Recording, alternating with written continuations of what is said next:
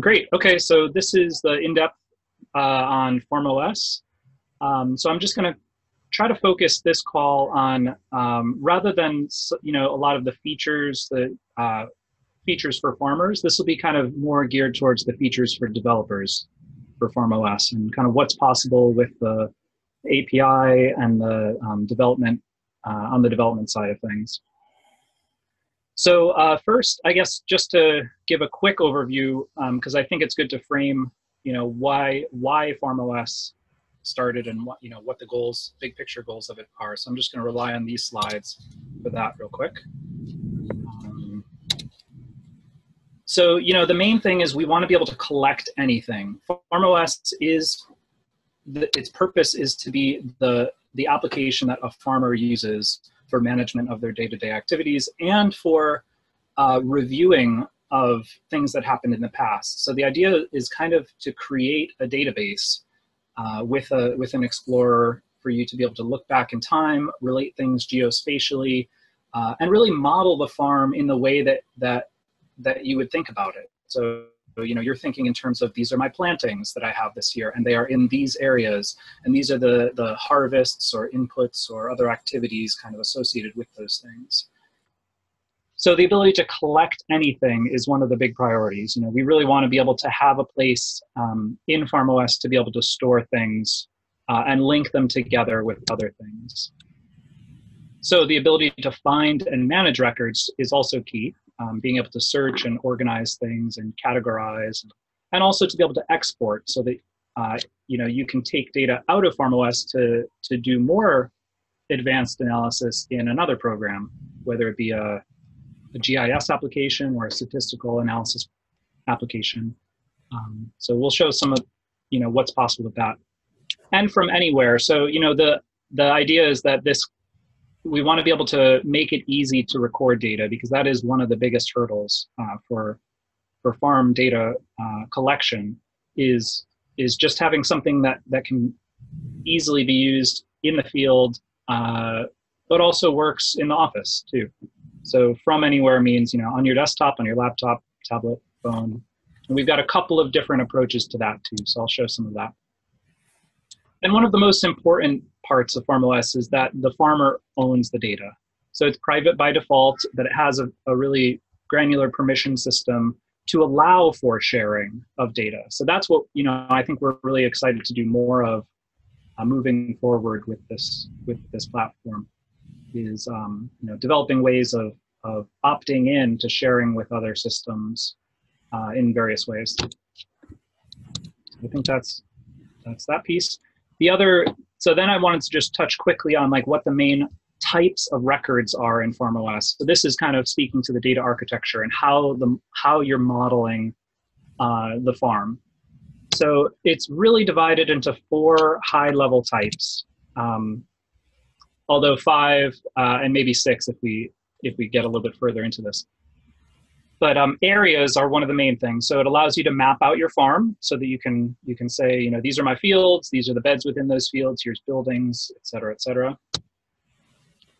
Assets are the things that you're managing. So those might be your plantings that are out in the field or in a greenhouse, equipment, livestock or other animals, and other modules can add additional asset types too. So there's a beekeeping module that adds beehive assets. The sensor module allows you to track your sensors on the field. So really, any type of thing that needs to be tracked can be an asset. Logs sort of make up the bulk of the record keeping in FarmOS. So logs are activities. They're events that take place and are associated with areas and assets and people. So logs would be things like harvests, inputs, cultivations, soil tests would be a log. There's some specific log types, but then there's general ones like just a general activity log or observation log for passive observations of things. So combined, you can really use logs to represent a lot of different things in FarmOS. And then people. People are the ones who are performing the task.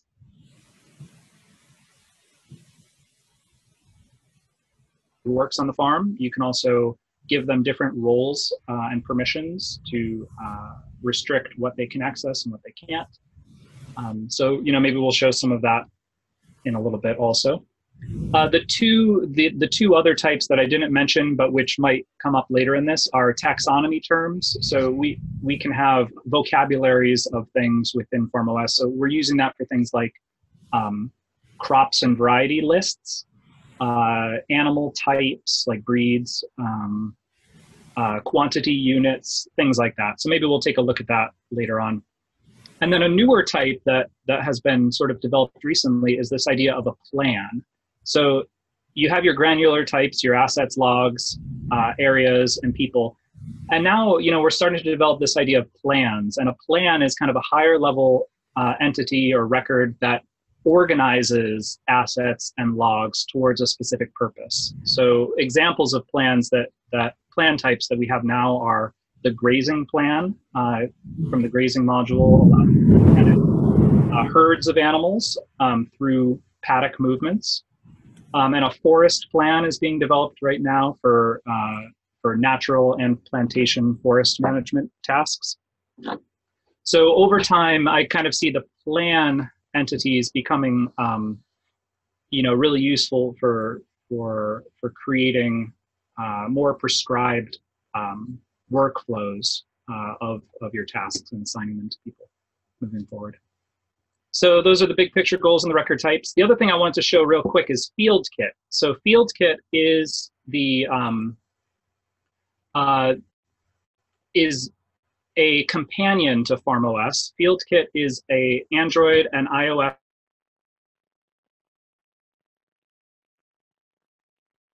FarmOS.app. So this is just a JavaScript application that runs offline. It is it's all client side, but makes requests to FarmOS via the API. So this is using FarmOS's API extensively to be able to pull in areas and assets and allow you to create quick logs in the field. So the first kind of the first set of features that we built for this were for quick observation. So you could snap a photo with some notes and associate it with different things. But as we move forward, my hope is that this FieldKit can become more and more of the sort of day-to-day UI or app that the farmers are actually using. And FarmOS, the more complete interface here, becomes more of the advanced UI for database exploration and really cross-cutting activities and data through the whole lifetime of the farm, and for planning purposes too. So anything that you kind of currently do in an office right now, you'll do in FarmOS. But then day-to-day stuff like checking things off your to-do list or taking observations can be in FieldKit. And so FieldKit right now is available on Google Play for Android as a beta application. So you can download that through the Google Play Store. We also have it up in the iOS test flight system, so that you can be a beta tester for the application. You just have to go through Apple's test flight system. There's links to this on farmos.org if you're interested. So I'll talk a little bit more about kind of the future of FieldKit, I think, in a minute. But first, I also just wanted to touch on, the community of FarmOS and what resources are there, so that if anyone is interested in jumping into development, whether it be directly on FarmOS or on FieldKit, or on a completely separate system that needs to interact with FarmOS, there's a lot of great resources that we've been putting together. So farmos.org is I would say the first place to go. This has links to a lot of things. It has a user guide for how to use FarmOS. It also has information about how to host your own FarmOS server, as well as resources for development. It has the API documentation, information about setting up the FieldKit client if you want to help develop that, as well as information about localization. So if you want to host a translated version of FarmOS, there's information there. And then community organizing things like links to our monthly call and other information.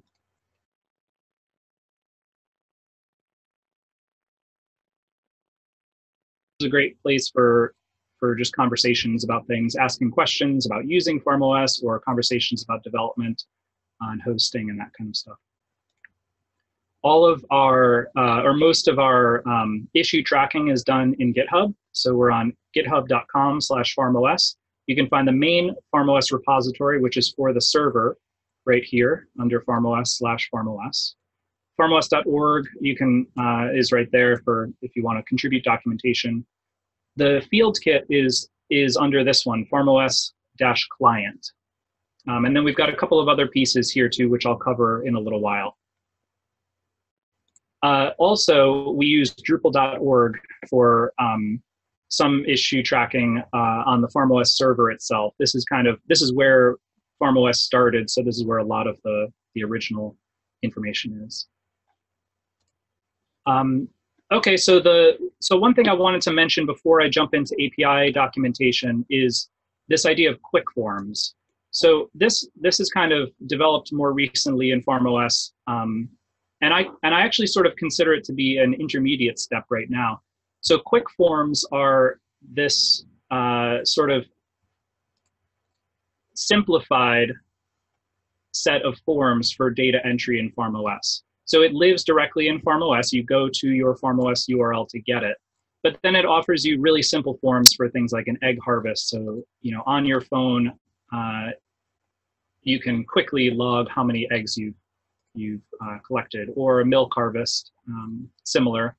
And then we've created some other ones also for recording plantings along with their seeding logs and transplanting logs. So the idea of quick forms is really to allow the creation of more specific data entry forms for FarmOS data. So, you know, a lot of the stuff you can just enter in yourself by going up to logs and selecting the log type you want to add it to and then filling it in there. Quick forms provide a streamlined path to doing that. So in the background, they still just create a log, but it will fill in the fields in the proper place for you, so you don't have to really think about it. Less clicks involved. And if you watched the OurSci in-depth video that Greg and Manuel gave earlier today, you'll kind of see where I'm hoping to go with this is to take a similar approach to what they've done with surveys in their app. So we've been actually talking a lot about kind of combining efforts to see if we could merge this idea of research surveys and this idea of quick forms, because ultimately they are just about collecting data in an efficient manner.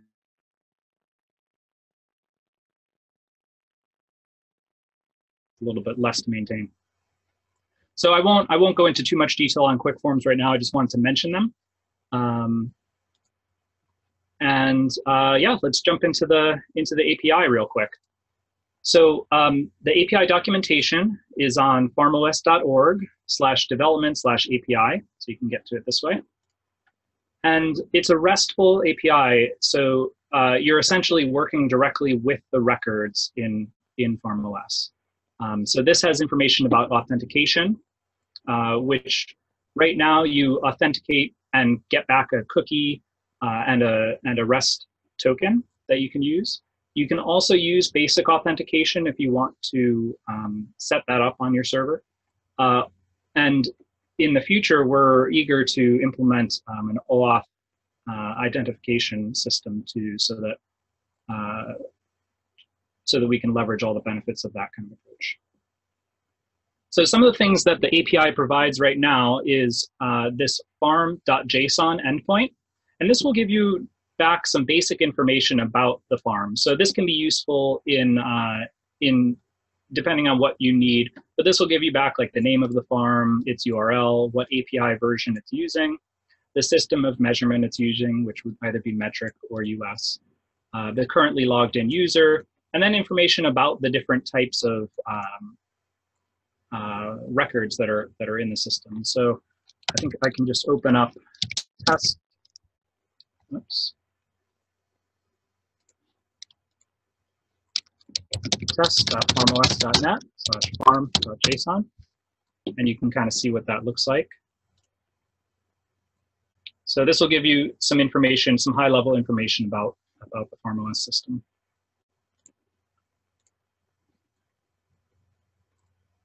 So then, you can do things like request records. So you can get a list of logs, for example, or you can get a list of areas, or you can get information about individual records. So, a very simple demonstration of that is test.farmos.net /log.json. This will give you all of the logs. So that's probably more than you'll ever want, but you can also add filters to this. And it'll give it to you in pages, so you'll get 100 at a time or something like that. And from there, you can filter things down. So you can say log.json type equals harvest, for example. And this will give you just harvest logs. So there's a lot of filtering capabilities there, and we're eager to add additional ones using things like GraphQL and JSON API in the future. So you can also use the API to create records. This is what a very, very simple observation log might look like. It has a name, a type, and a timestamp, but you can add additional fields to that as well. So this kind of shows you what some of the available fields are in the API.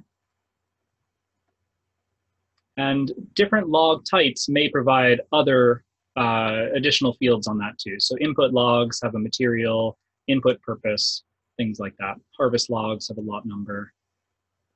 So for the most part, we try to keep things as general as possible and have a set of shared fields that are used across all of them.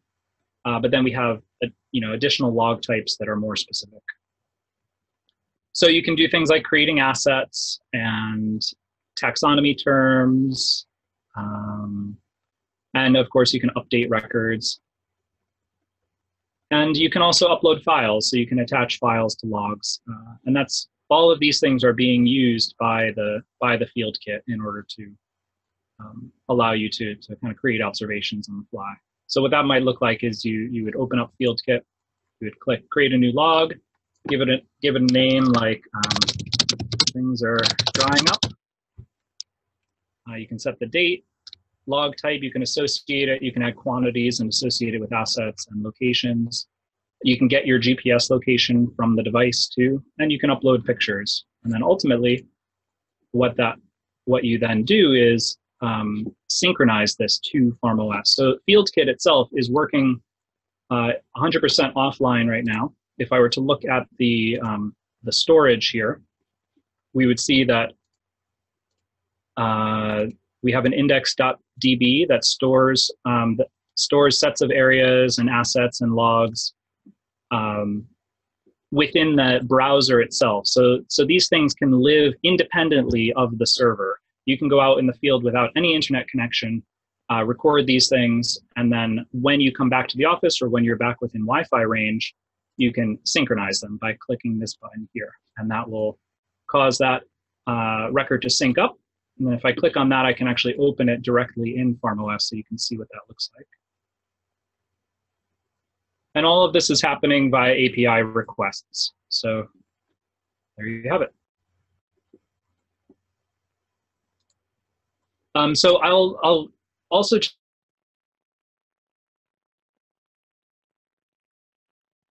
the API. So I mentioned that we have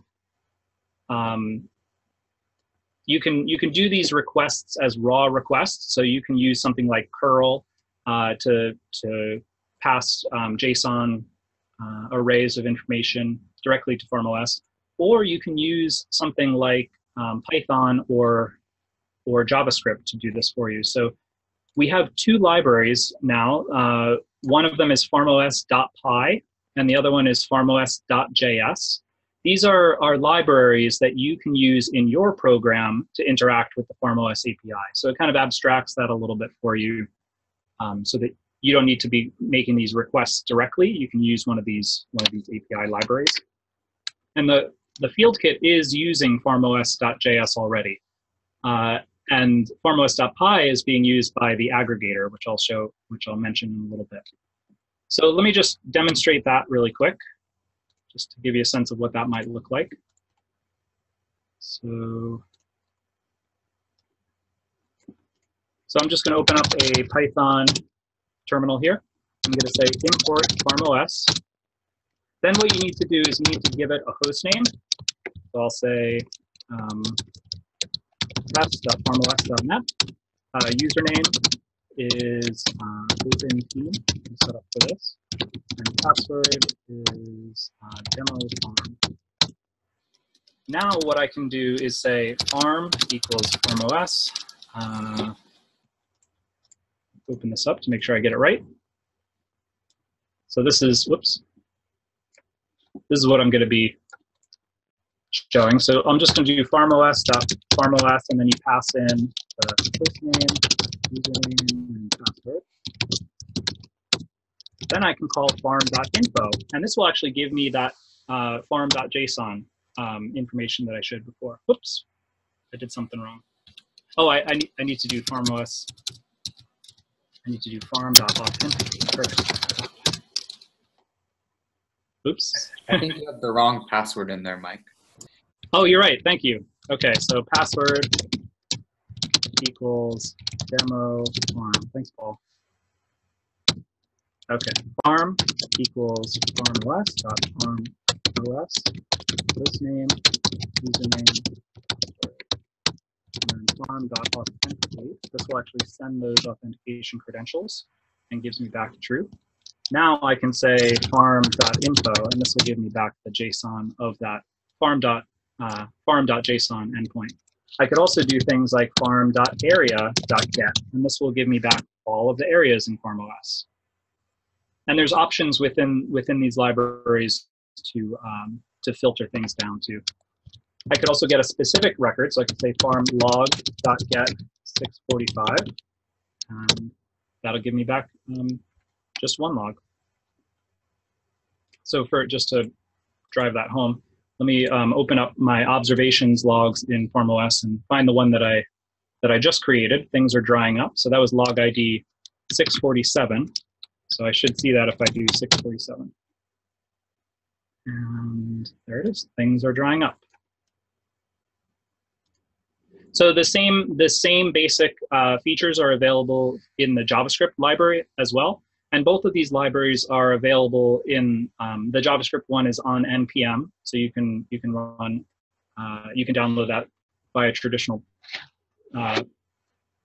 download through npm. And similarly with PyPI, you can just do require you can pull that in from the central repository. Okay, so that was the Python and JavaScript libraries. And we're open to creating new ones. I think with RSI, they are using the JavaScript one already, but I think they also did some things with some just plain Java. So if that's something that would be useful to others, maybe we can make a FarmOS Java library as well. Or a PHP library, or whatever we need. So the other thing I wanted to demo real quick is sensors and how sensors work in FarmOS. And it's a little bit different than dealing with activity logs in terms of individual records, where if you're doing a sensor stream of data, you don't necessarily need a single log, but you do need a single asset. So let me show what this kind of looks like. In the test site, I'm going to go up to assets and sensors. So again, this site here has the sensor module enabled, which then adds this sensor asset type. And the sensor module gives you some additional sort of features that you could use specific to sensors. So I created just this OpenTEAM demo sensor earlier. And right now it doesn't have anything on here, but a sensor is an asset just like anything else in FarmOS. So you can give it a location, you can move it around from place to place. You could, record observations associated with that sensor or activities of different kinds. So you're kind of tracking it just like you would track a planting or a piece of equipment. And in fact, we may even merge it into the equipment module in the future.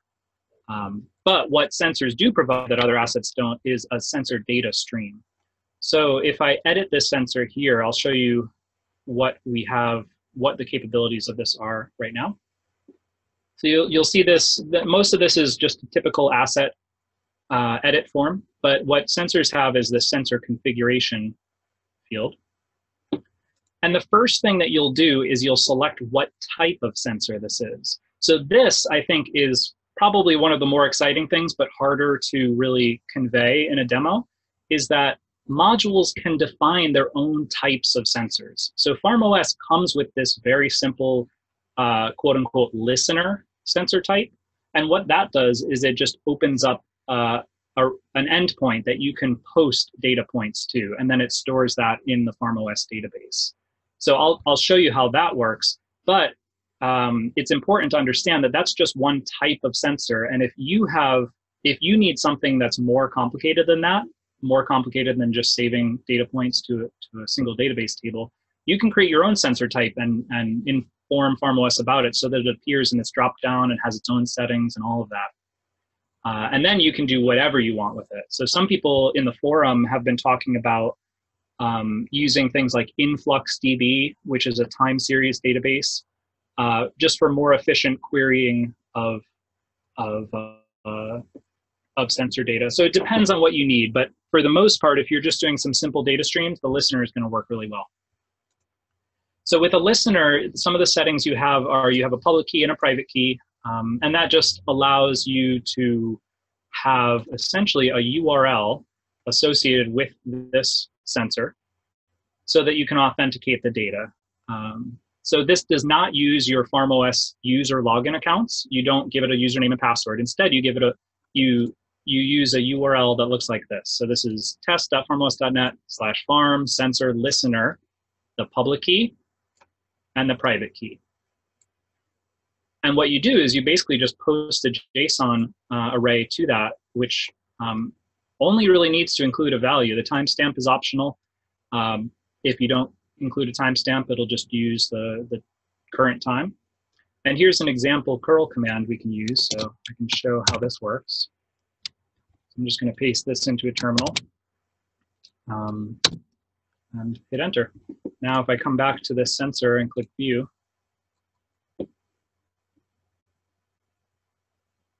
we can see that data point. And it automatically gets graphed too, which is neat.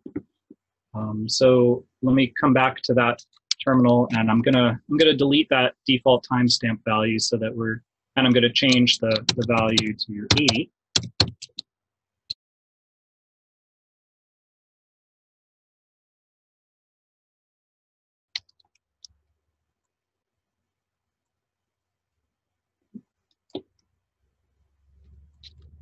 Oh, right. So there is a limit. So on Farmier, which is the hosting service for FarmOS, you can only do 1 request per minute. So I should have disabled that for this demo. Oh, well, sorry.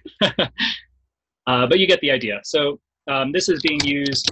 I'll show Wolfsneck, if that makes sense, because they are using it. They've got a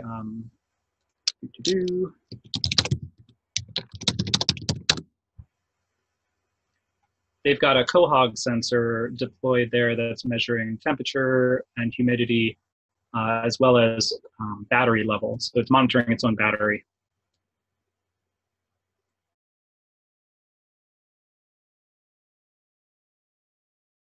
Graphs for that data and the sensor data. And it's also worth mentioning that with this sensor, with these sensors, you can also request data from them. So you can push data to them, but you can also request data from them using the same endpoint. So let me open that up and just show what that looks like. So if I just go to that directly, it will give me the most recent value, but I can also add additional query parameters to that and say, and limit equals 100. So I think that'll give me the last 100 values. You can also limit it by name. So I can say and name equals, let's see. If I just want temperature, I'll just do temp. So then that'll just give me the temperature values. So again, this is just a demo of the FarmOS listener sensor type, but you could create a custom sensor type that works however you want. So you could create something with its own API, its own endpoints, or something totally different. The point is that it's very flexible. So that actually brings me to the next thing, which is module development. I'm not going to go into too much detail on how to develop server modules for FarmOS, but I will show just a couple of examples to show you what's possible. So here, I've got these open in another window here.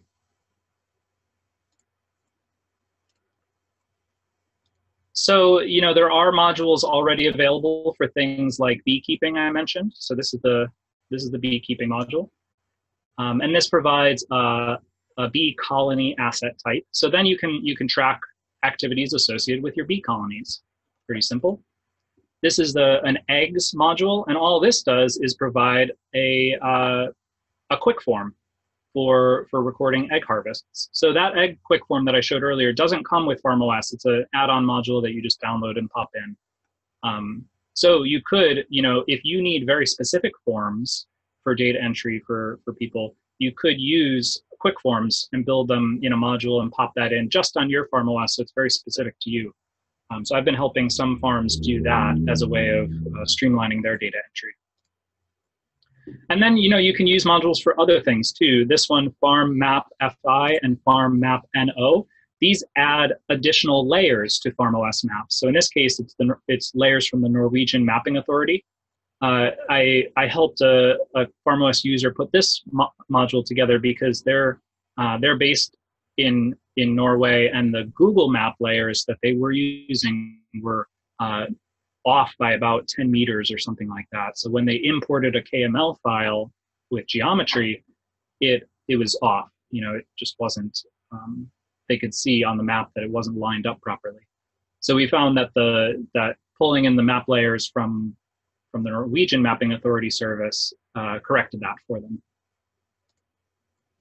And then other simple ones like this Farm Organic module, what this does is just adds a flag to records in FarmOS so that you can say this is organic or this is not organic. And in the future, I'd like for this module to be built out into more of a general purpose organic reporting module as well. This weather module, similarly, right now is pretty simple, just provides a quick form for recording weather observations. And let me just show you what that looks like a little bit. We basically just have a couple of files here. The info file, all this does is define, the name of the module, description, dependencies, that kind of thing. The .module file is also very simple. This just defines some help text that will appear on the quick form. And it provides a new log category that can be used in FarmOS. So if you want to add custom log categories, you can do that with a function as simple as this. And then it has this farmweather.farmquick.inc. And this is where the quick form itself is defined. So basically we have a function that defines that we're going to be providing a quick form for weather. And then it has the form itself, so you can put in, your timestamp field, precipitation amount field, notes, and that kind of thing. And then you have a submit function. So when they click the submit button, this is what it does. It gets the information from the form, and ultimately what it does is it creates a log. So we have a lot of helper functions in PHP within FarmOS for doing common things like this. So there's a lot of possibilities if you want to develop modules in FarmOS itself. Now, the thing I want to emphasize though is that's not a requirement. You don't have to build modules in FarmOS, in PHP. You can use the API and build in your own system so that it's whatever platform that you're currently using, and just communicate with FarmOS. And ultimately, in the long term, I sort of see that as becoming the more common way of interacting with things. So now I just wanted to mention a couple things that are in development because I think they're really exciting. And Paul or Jamie, feel free to jump in at any point in this. You guys are kind of leading some of this.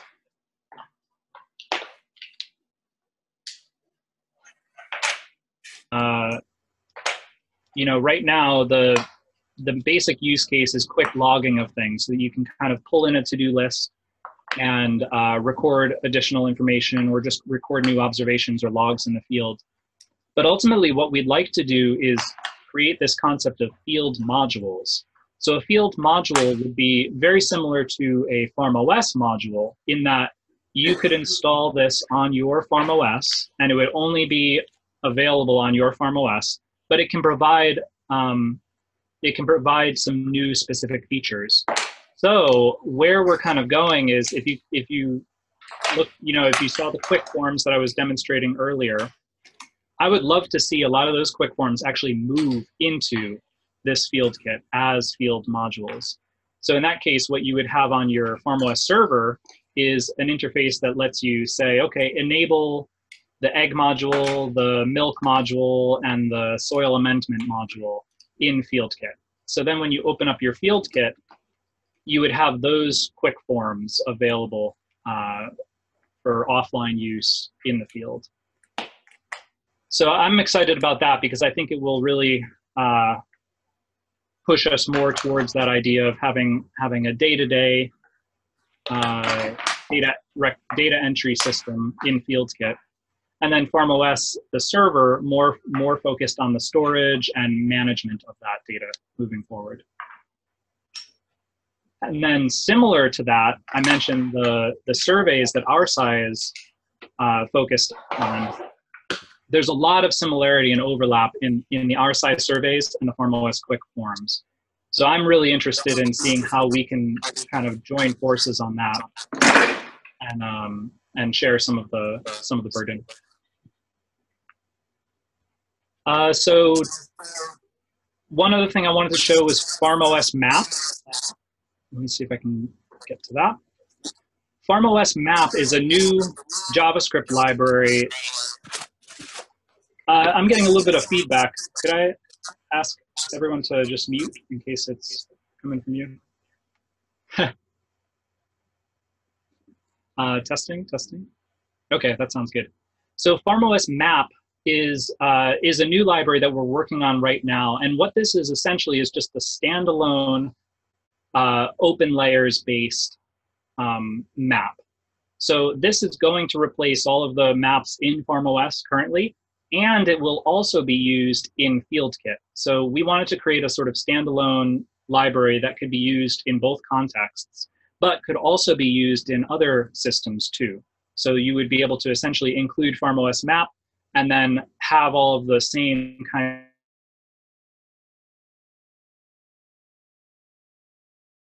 and add behaviors to it.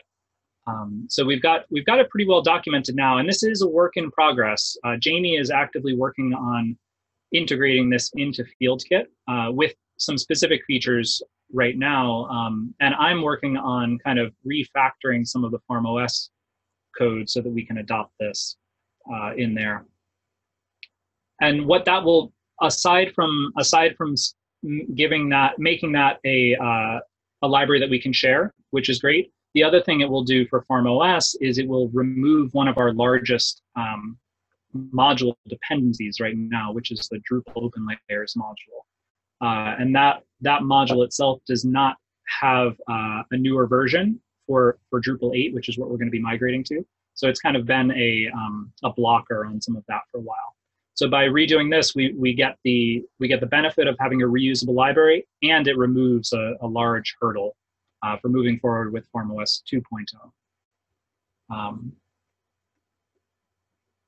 So I don't want to take up too much time going into a lot of these details. I just want to touch on this stuff, and then I figure I'll open it up to questions at the end if people want more information. The last thing I wanted to mention is the FarmOS aggregator. So Greg and Manuel talked a little bit about this on the RSci call this morning, or earlier this afternoon. The idea of the aggregator sort of came out of this discovery process that we had, where we sort of identified that there are going to be a lot of use cases where you need to be able to pull data from lots of different FarmOS instances, or push data to multiple FarmOS instances. So one of the key design features of FarmOS is that it is distributed, meaning each instance has its own database and its own authentication credentials. This is going back to what I said in the beginning about the data being private first and then being able to opt in to share that with others. That is a priority for FarmOS. So, but it also poses a challenge because rather than, as opposed to, a centralized service that's by a single company that has one central database that can be queried. In this case, now we have however many FarmOSs there are, that's how many databases need to be queried. So the idea of the aggregator is to be this standalone service that groups can implement themselves and can deploy themselves.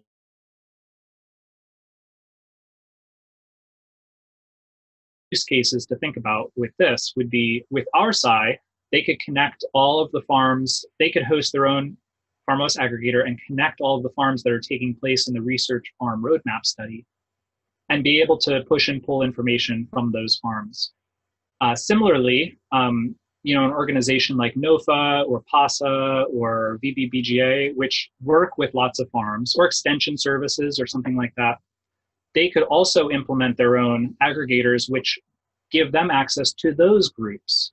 So it kind of provides this ability to create, to organically kind of create these bubbles of FarmOS instances that grant access to the aggregator so that they can push and pull certain pieces of information. So I can see in the future, having lots of these overlapping bubbles of data sets that I think could really lead to some interesting things. So that's the idea of the aggregator. This is a work in progress, and RSI is going to be one of the first organizations to really deploy it and try it out. So they're a great test case for this idea. So yeah, other than that, there was two little things I wanted to mention. There's been some recent work on translations. We've got some new documentation up on farmos.org about how to download and enable translations into different languages for FarmOS. We still need to do a little bit more in documenting how to contribute translations, although a lot of that is already sort of covered by Drupal documentation.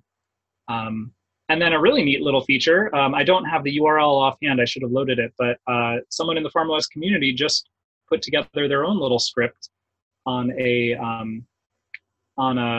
small Arduino device that they can send a text message to. So it has its own phone number, and they can text how many eggs they collected to that, and then FarmOS records that into the database. So we're going to try to link to that from farmos.org soon too, but I thought that was just a neat little thing, and that actually just came together today. So that's everything that I had for my outline. I'm happy to go into more detail on anything if anyone's interested. Also, like I said before, we have the forum and GitHub for ongoing discussions and questions like that too. So if anyone needs information now, in the future, feel free to contact me through that. And yeah, otherwise, I think we can open it up to questions. Thank you, Mike. I have a quick question because I know Keith Postian especially, and I've heard it from a number of other groups who are really interested in how FarmOS might work with precision ag data for importing. I know we've certainly seen equipment tracks, but just maybe talk about how that process might work and any work that's been done to date. Yeah, that's great. So the question that came up by email, I think earlier, was about pulling in yield monitor data or things that are coming off of the tractor, in other words. So FarmOS right now has the ability to attach files to records. So you could, if you can get that data into a file format, or into export it to a file, you can attach it to a log in FarmOS. And there are folks who are using that right now as a bridge kind of between various systems that they're using. So Farm Mobile, I think, is one that is being used to collect data, and then the files are being uploaded to FarmOS. And they're also utilizing FarmOS's ability to assign tasks and that kind of thing. So it provides a bridge.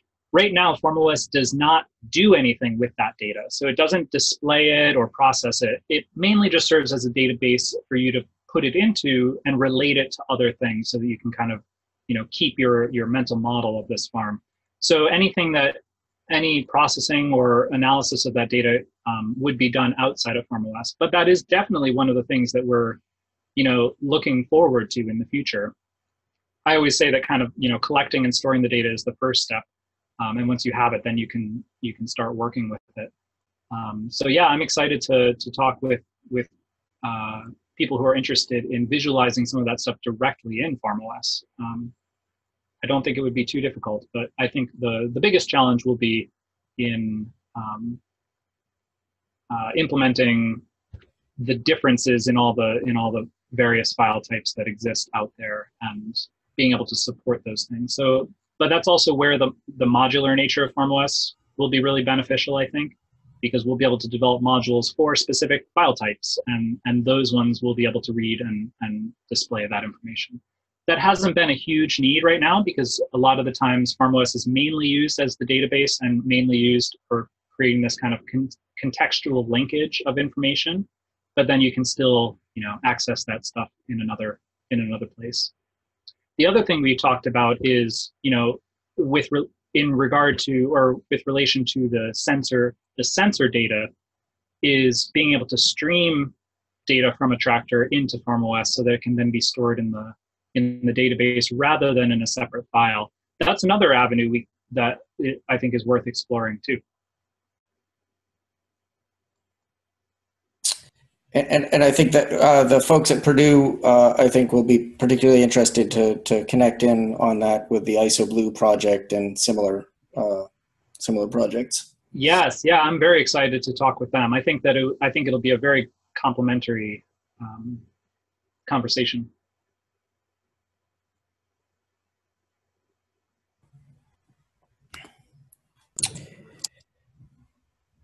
We have other questions. I'm looking forward to the GeoKit presentation on Friday that will really dive into some of the maps, and I think it's going to be really interesting to compare notes on the geo information, especially as we get into that. Do we have others from other questions from the group? I was just going to ask if you had any examples of map overlays, because you have the open layers. Do you have any examples of that? Oh yeah, that's a great idea. So yeah, right now in FarmOS we do actually include the NRCS soil survey overlay. So I can enable that, and it should show up here. There we go. So because we're using open layers, we really can include just about anything that is hosted. So this is hosted by the NRCS on their servers, and they provide it as a WMS layer, web mapping service. So we can pull in WMS, TMS, GeoJSON. I think there's support for a lot of different formats in OpenLayers itself. So we're really only limited by what the OpenLayers library can do. And FarmOS itself doesn't host the map layers. So you still need to host, if you have, for example, if you have custom map layers, aerial imagery or something like that, you would need to host that on something like GeoServer or MapServer, which are two open source GIS layer hosting systems. But you could then import those as layers into FarmOS. And with the new FarmOS map library, my hope is that will be even easier to do. So this, I believe this actually shows some examples about how to, here's how you can add a WMS layer. And this is actually the soil survey one. So you just give it a title, the URL of the service. So you can see this is ends in a .wms. And then you can pass in additional parameters and then add it to the map.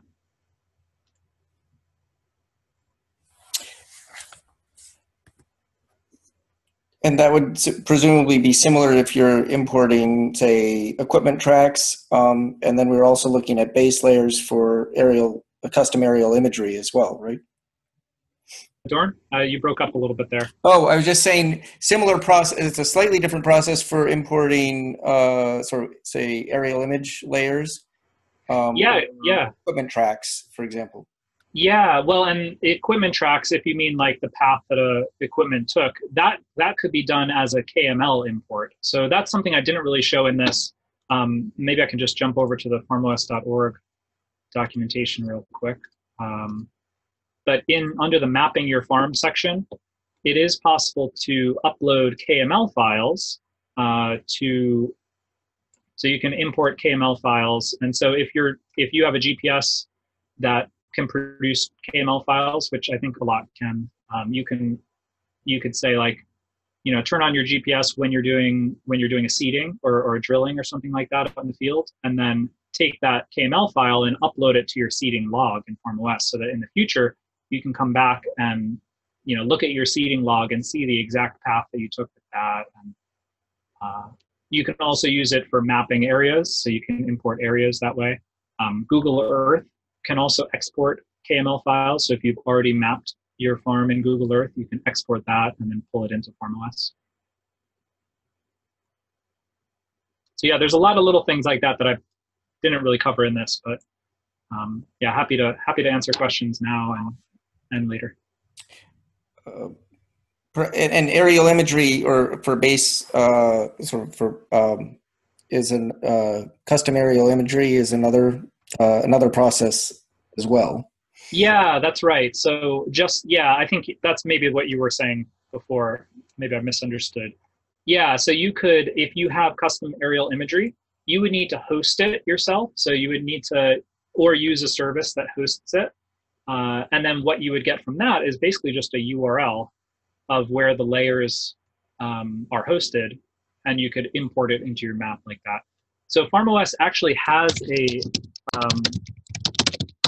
module it comes with that integrates with mapknitter.com, or is it .org?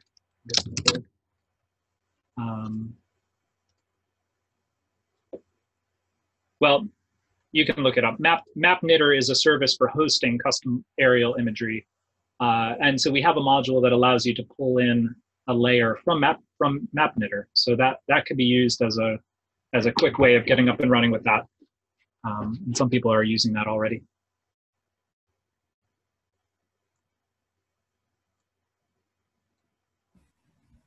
Thanks, Mike. We only have about 3 minutes left, so I just want to give anybody, if they have a quick question, an opportunity to do so. But otherwise, we'll be ready to launch into the next one on the next in-depth session, noon East Coast time on Friday, the 23rd, with GeoKit and the folks from Dagan and Applied Geosolutions. I was just going to say it would be cool to get Jane to come to the community part, at least, because she does a lot of mapping, and that would be a really nice example of like adding a knitted aerial map to FarmOS. Yep. And I'll just comment that we're sort of trying to have a logical order to these presentations where we can move from sort of field data collection and interfaces into the tools that are pulling that data out for other purposes. It's not going to work perfectly, but hoping to build sort of each of these on top of one another as we go through. Thank you, Mike, for presenting, and really look forward to the next calls coming up. Great, thank you. Me too.